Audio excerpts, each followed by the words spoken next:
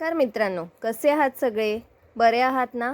आज आपण बघूया ठरलं तर मग या मालिकेचा आजचा म्हणजेच 3 मार्चचा एपिसोडच्या सुरुवात व्हायच्या आधी तुम्हा सगळ्यांना हॅपी होली. एपिसोडच्या सुरुवातीला आपल्याला दाखवतात की अर्जुन आणि चैतन्य कारने कुठेतरी निघालेले असतात. पण जाता जाता वाटेत अर्जुनला तन्वी दिसते. ती एक रिक्षा पकडत असते. अर्जुन म्हणतो, आता हिचा पाठलाग करूया आपण. चैतन्य म्हणतो, अरे काय वेळ लागले का? कशाला पाठलाग करायचा? मार्केटलाच जात असेल ती. अर्जुन म्हणतो, नागराज, महिपत आणि तन्वी एकच आहेत, ते एकाच टीममध्ये आहेत, म्हणून हिचा पाठलाग करायला हवा. ती त्यांच्याशी संबंध ठेवू नये हे आपल्याला शोधून काढायचं आणि त्याचा एक पुरावा हवा आहे, म्हणून मी हे सगळं करतोय. तुला आठवतं आहे का की नागराजने एक कोडं घातलेलं जेलच्या जस्ट बाहेर? चैतन्य म्हणतो, हो चांगलंच आठवतं आहे.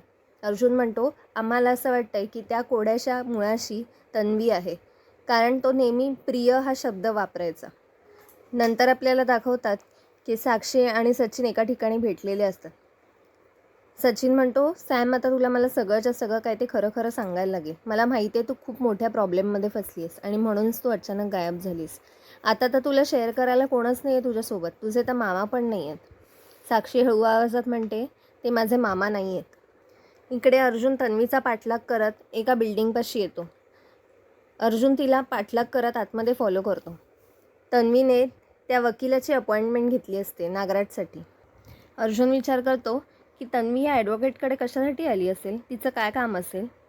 नंतर आपल्याला दाखवतात की सायली प्रतिमाची काळजी घेत असते. प्रतिमाला फार चक्कर आलेली असते सकाळी, त्याच्यामुळे सायली आणि रविराज तिची काळजी घेत असतात. प्रतिमा म्हणते, अगं किती गुणी आहेस गं तू, माझी किती काळजी घेतेस. नंतर आपल्याला दाखवतात की साक्षी सचिनला सगळं सांगून मोकळी झालेली असते. सचिन एकदम नाटक करत म्हणतो की हे सगळं खूप शॉकिंग आहे गं सॅम. नाही सॉरी, साक्षी. साक्षी म्हणते, साक्षी आता मेली आहे, तिचं अस्तित्व कायमचं संपलं आहे. सचिन म्हणतो, अगं एवढं सगळं सहन करत राहिलीस एकटीने, तुला नाही वाटलं माझ्यासोबत काही शेअर करावं? साक्षी म्हणते, सचिन, मी तुझ्यावर खूप विश्वास ठेवून तुला हे सगळं सांगितले आणि मला तुझ्यासोबत अख्खं आयुष्य काढायचे. सचिन म्हणतो, मलाही तुझ्याकडून हीच अपेक्षा होती, आणि तो लगेच तिला मिठी मारतो. इकडे अर्जुन म्हणतो चैतन्याला, तन्वी आता बाहेर पडली, आपण पटकन जाऊन चौकशी करून येऊया.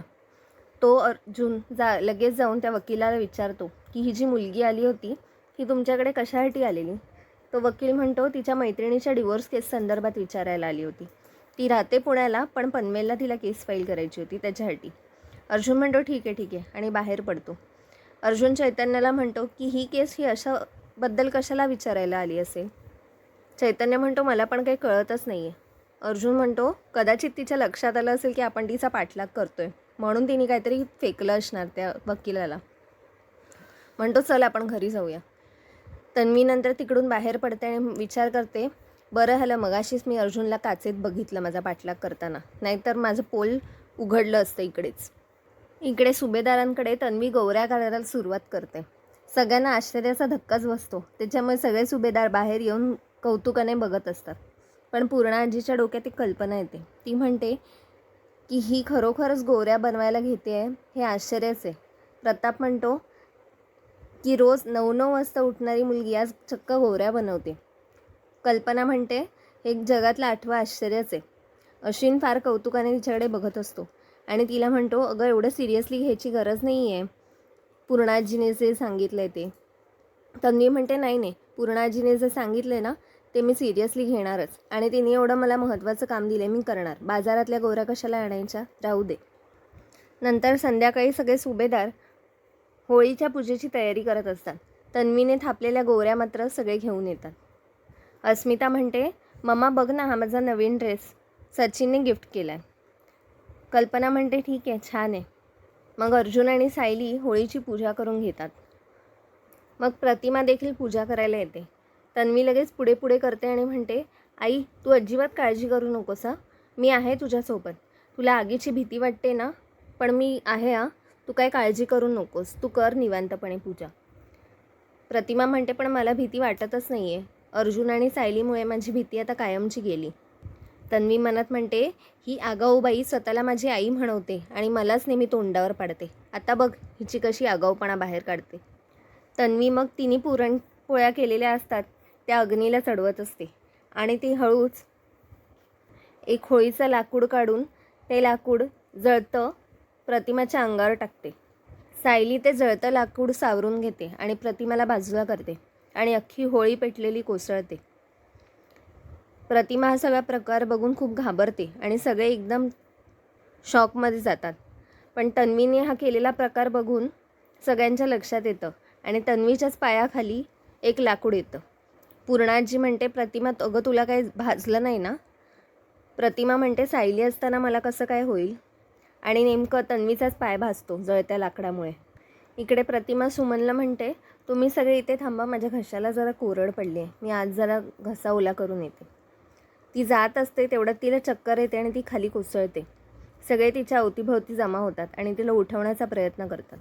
प्रतिमा काही केल्या डोळे उघडतच नसते. तन्वीचं तेव्हासुद्धा नाटक चालू असतं. अश्विन, माझी आई बरी आहे ना रे, काय झालं आहे तिला? अश्विन अर्जुनला म्हणतो की दादा, आपल्याला ताबडतोब आत्याला हॉस्पिटलला शिफ्ट करावं लागेल. सगळे मग प्रतिमाला हॉस्पिटलला शिफ्ट करत असतात. प्रताप म्हणतो, रविराज तू देखील जा आणि जे काही होत असेल ते आम्हाला कळवत राहा. ते गेल्यानंतर तन्वीचं पुन्हा नाटक चालू होतं. माझी आई बरी होईल ना? पूर्णाजी सांग ना, कसं वाटतंय? बरी होईल ना माझी आई? माझ्या आईला काय झालं तर? बापरे, माझं काय होईल? मित्रांनो, आजचा भाग इथेच संपला. पुढील भागात आपल्याला दाखवतात अश्विन रविराजला सांगतो की प्रतिमा आत्याचं BP खूप ड्रॉप होतं आणि हिमोग्लोबिन खूप कमी आहे, तिला आपल्याला ब्लड द्यायची गरज लागणार आहे. रविराज म्हणतो, तन्वीचा ब्लड ग्रुप आणि हिचा सेम आहे, त्याच्यामुळे तिला सांग. आणि मग अश्विन तन्वीला फोन करतो, पण तन्वी काही केल्या फोन उचलत नाही, कारण तिला लक्षात आलेलं असतं की आता ब्लडची गरज आहे, कारण ती हॉस्पिटलच्या दराआडून सगळं बघत असते. मग सायलीच्या लक्षात येतं की तिचा आणि प्रतिमाचा ब्लड ग्रुप सेम आहे आणि ती रक्त द्यायला तयार होते. मित्रांनो, आपण भेटूया पुढच्या भागात. चॅनलला सबस्क्राईब करायला विसरू नका आणि बेल आयकॉन नक्की प्रेस करा, म्हणजे जेव्हा पण नवीन व्हिडिओ येईल तेव्हा तुम्हाला लगेच कळेल. बाय.